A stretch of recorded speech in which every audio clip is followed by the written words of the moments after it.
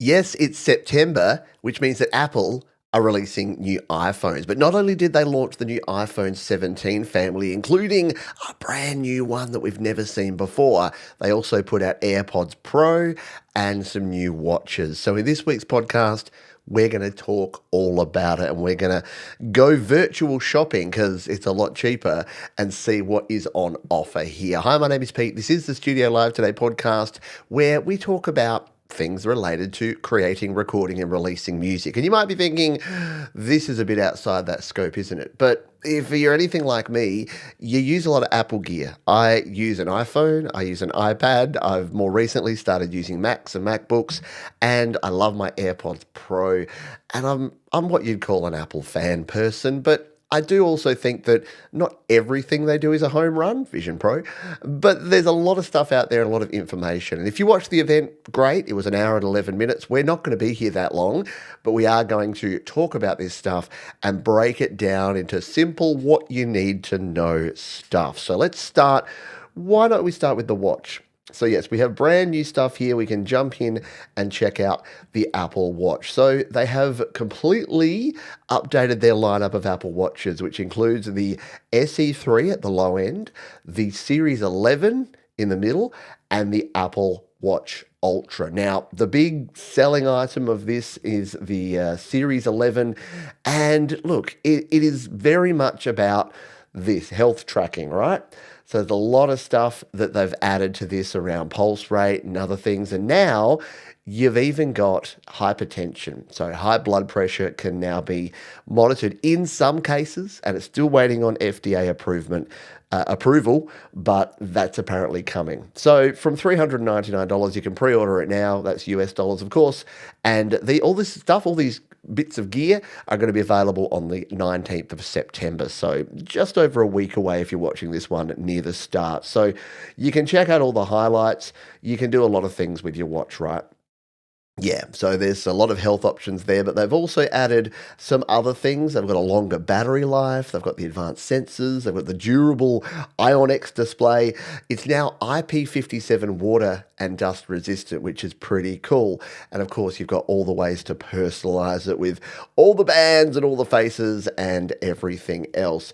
It is interesting, though, that they've gone down this health path more recently with a lot of the watches. But you might be asking yourself, well, that's great. There's all these different things, but why are you talking about watches? What's this got to do with audio? Well, yeah, you've got me. Not a lot. I do use an Apple Watch, and I do like my Apple Watch. You can record. I've actually recorded bits of audio to Apple Watch, and it can play back audio as well. It can pair up with your AirPods for listening to music on the go. That's pretty cool. So there are things that are related to music. You can control your music using your watch. We're not quite at the point now where we've got a digital audio workstation. I did do a joke in April Fool's one year where I actually said, yeah, you can, the GarageBand is coming to Apple Watch. Not many people believed that. But the Apple Watch is cool. If you use one, you know what I mean. You go into it going, why do I need an Apple Watch? And then you're like, now I wear it every day. So if you wanted to buy it, you can jump in here to the pre-order and you can check out the Apple Watch Series 11. You can customize it to your heart's content. But what if you don't want to spend all that money? What if you want to spend less? Well, that's where we've got the SE, and the new SE3 has a lot going for it. It's got a lot of the same features. This will be familiar throughout all of this. When we talk about a lot of the new features and the new things coming to iPhones, the iPhone 17, it's not much of a downgrade from the iPhone 17 Pro or Air. And the SE for the watch, if you don't want all the bells and whistles, you don't necessarily need things like the high blood pressure monitoring, but you still want a good quality watch that's going to do what you need it to do, yeah, Apple Watch SE3 from just $249 is very cool. So you've got the new always-on display. So that was something that was only on your higher-end watches before. That's very cool. You've got Sleep Score, which has been added to all of the new watches, so across the whole range, which is pretty cool as well. You've got the new wrist temperature sensing, which is available on the SE. You've got up to 18-hour battery life, so you don't have to charge it as much, and it's much more resistant to cracking and dropping, apparently. And you've got things like the crash detection and the fall detection. So yeah, unless you're really wanting all the cutting-edge features, the SE3 is pretty solid and probably the one that I will choose when I go to upgrade my Apple Watch next. Now, of course, if you are super sporty and outdoorsy like me, pause for laughter. Okay, we're back. You want to go with this one, the personal beast. Yes, you want to go and track all of your things and have lots of dials and knobs and yeah, okay, this isn't for me. Maybe it's for you, but it's $800, starting at $800.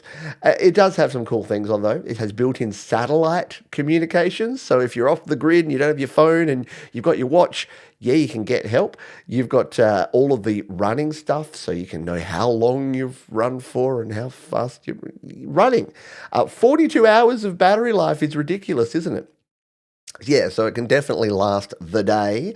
And again, you can go swimming with it because it does have the water resistance as well. Well, that was an interesting effect. And it can spot signs of high blood pressure and other chronic things that is coming later, assuming it gets approved. And it's got the sleep score as well. But again, this is the sort of thing, it's a bit like the Pro. If you need it, you know you need it. Right? It's not exactly for folks who are like, I'm on the fence, maybe I'll get an Apple Watch. You're not looking at the Ultra, are you? But if you are, if you're out canoeing and kayaking and hiking and jumping off cliffs and whatever it is that active outdoor people do, the Apple Watch Ultra might be for you. I'm a poet and I didn't know it. Should we talk about AirPods? Yeah, we will finish with the iPhone. It is the biggest announcement, but we're gonna build the suspense because I am actually most interested in the AirPods Pro 3. Yep, they look a lot like the old AirPods. Look, I don't go anywhere without my AirPods, and they are constantly in my pocket, ready to flip up and be used. And they go on charge next to my bed every night, and they last the whole day, and they're great quality sound. You can wear one ear, two ears, active noise cancelling, all the stuff.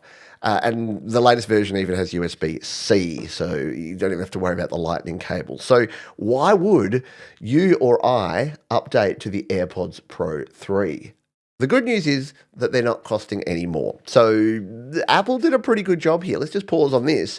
With all the stuff going on with the T word and the other T word, the tariffs and the other people, yeah, I assumed that there would be some movement in pricing.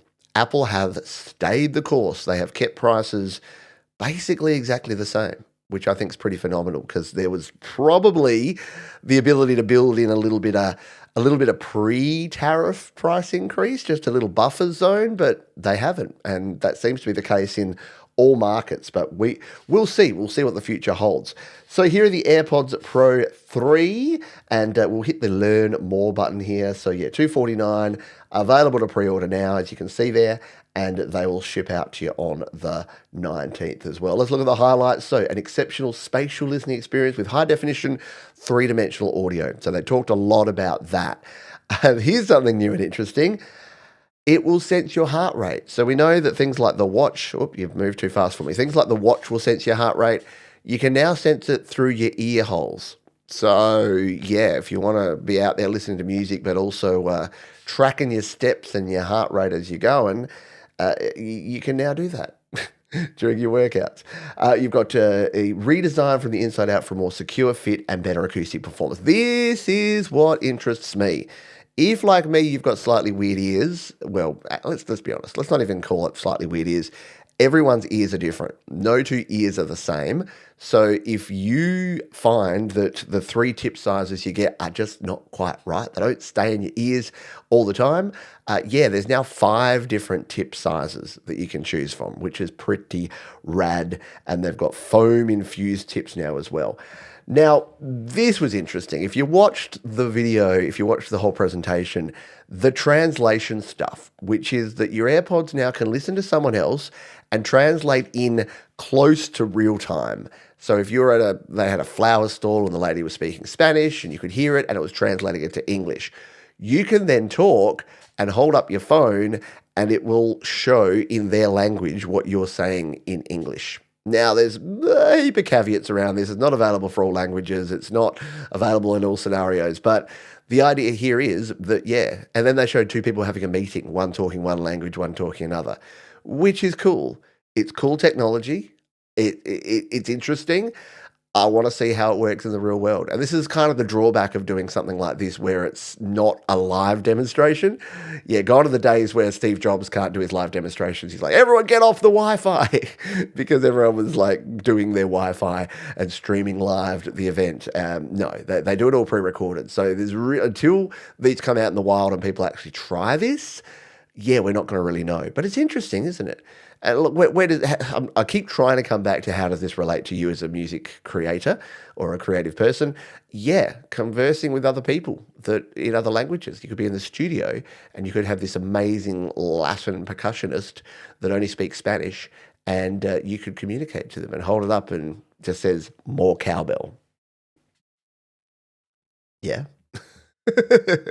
So that's kind of cool.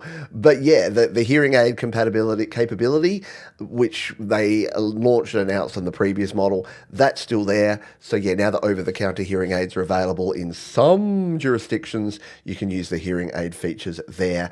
And 8 hours of listening time with active noise cancellation on a single charge is pretty good. And if you've used AirPods, you'll know that they work pretty well, especially if, like me, you usually listen to podcasts or YouTube videos and you're only going one ear. You'll put one ear in while the other one charges, you swappy swap, and then that one goes back in the case and charges up. And I don't ever have to charge these during the day.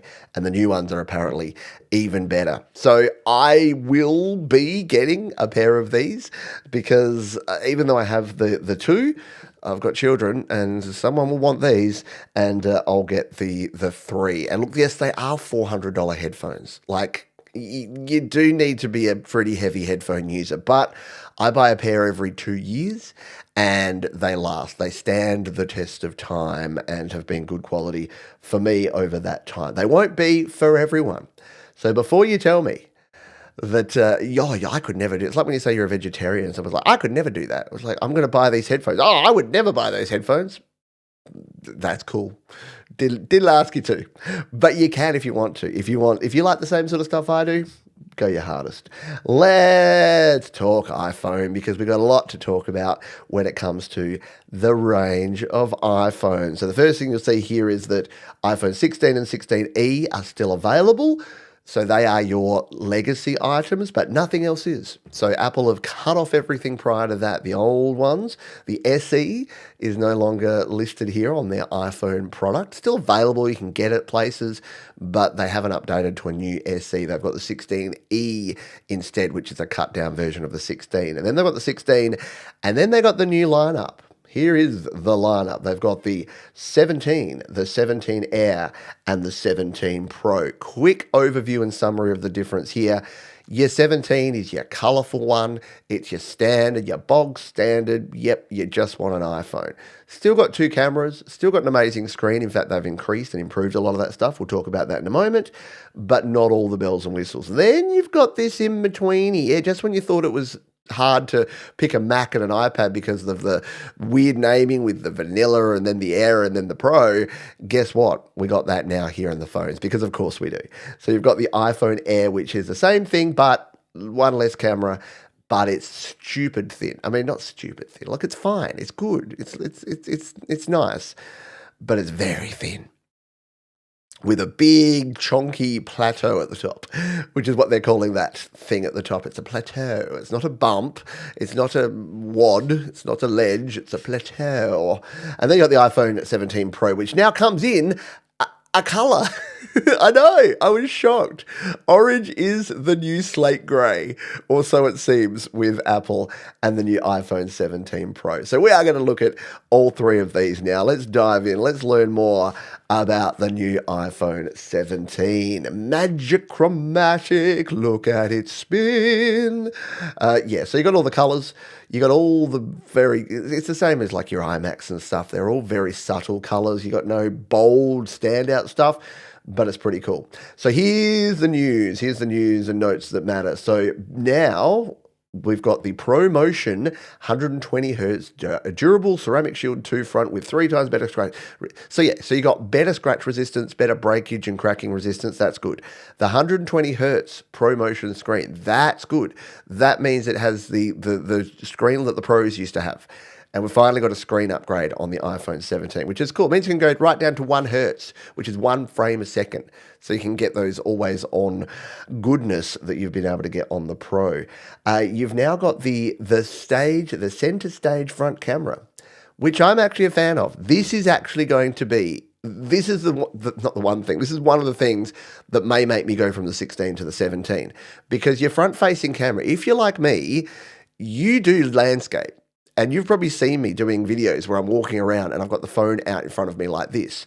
Well, now they've changed the sensor in the front-facing camera to a square sensor as opposed to the rectangle, which means it doesn't matter anymore. It's taking an entire 1-by-1 image, and then you can choose whether you want the portrait part, the landscape part, or the whole thing. So the good news there is I can do that, and it can be in landscape. So it really doesn't matter. And you can see by what it does here, if we just take it back and, whoop, we've gone too far the other way. If you take it there, you can see there. If people come in, it stretches it, it changes it, it moves things around. So that's kind of cool. And we haven't had a new front-facing camera upgrade in some time. So when Tim Cook got up there and said, these are the best range of iPhones ever, he probably wasn't wrong. You've got the dual cameras, the dual fusion camera system, super stunning shots up close and far away. So similar to what you had on the 16 with the dual fusion camera, but upgraded, better camera.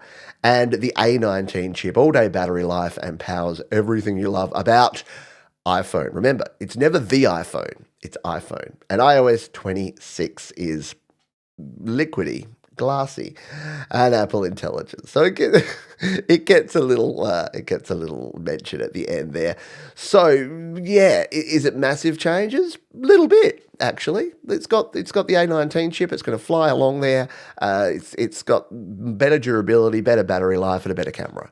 So again, evolutionary as opposed to revolutionary, but it's to the point now where the 17 is so close to the 17 Pro that unless you are shooting like high-res 4K video and you're actually like a creator, there's not a lot of difference. For a music creator, where you're just using it to capture your ideas, maybe use some GarageBand and take some photos and snaps and video on the go, yeah, the extra price tag for the Pro is probably not required for many folks. That wasn't the case. Back in the 12, I remember I bought the iPhone 12 Pro, and that was sort of the last time I sort of maxed out a phone. And the difference between the 12 and the 12 Pro was substantial in terms of processing, performance, camera, everything. The difference between the 16 and the 16 Pro, or the 17 and the 17 Pro, is quite slim. Speaking of slim, let's look at the brand new iPhone Slim. They should have called it the iPhone Slim, shouldn't they? There it is, the iPhone Air with the thinnest iPhone ever with the power of Pro inside. Now, I didn't ask for this. You probably didn't ask for this, but you know what? Someone asked for this. So someone wanted this, and it's a bit like when they took away our headphone jacks to make our iPads and iPhones thinner. We are not the target demo here.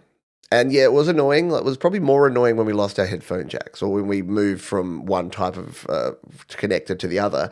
But there's people out there that want thin and that want light and that want impressive and that want a flex. This is the flex phone. Hopefully not actually a flex phone. That would be bad if it becomes flexible. We don't want bend gate part 2 electric boogaloo. So hopefully this is, and look, for what they've said, it is made with precision crafting and all the Apple buzzwords, but it looks pretty good. There's no SIM, so they're all eSIM, and they basically said, hey, it's an advantage. I know some people still like their little SIM cards because you can swap them in and out of phones. I've gone all in on eSIM, and I'm not going back because eSIM is the way to go, in my opinion. So there is your iPhone Air. It's available for $999. Oh, by the way, the iPhone $799 for the 256 gig model. That's pretty good. That's not only stayed the same price, but you get more storage now, which is pretty good. So let's look at the highlights. It is super skinny, strikingly light, and shockingly buff. And look, let's elephant in the room. Look how chonky that camera is at the top. That's a top-heavy beast, isn't it?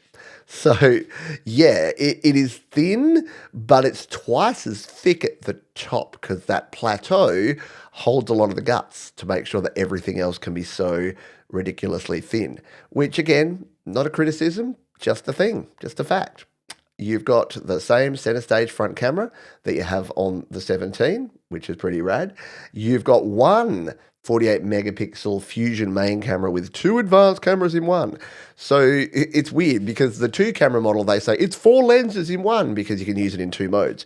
This is only 1 lens, but you can still use it in the 2 different modes. So it is not the phone for someone who wants the best of the camera. So this is the thing. There'll be a lot of people out there that go, oh, this is great. You're only getting 1 camera lens total, and you're getting 2 or 3 on your other devices. And the A19 chip, all-day battery life, Pro within thin. So same guts as the Pro, which is good. So even though the camera is slightly down from the Pro or even from the 17, you got this A19 Pro chip. So it is going to be faster than the 17. And of course, then you just got iOS 26 and Apple Intelligence, which it talks about there. So yeah, is this going to be a popular phone? I think so. Is it going to be a phone for me and maybe you?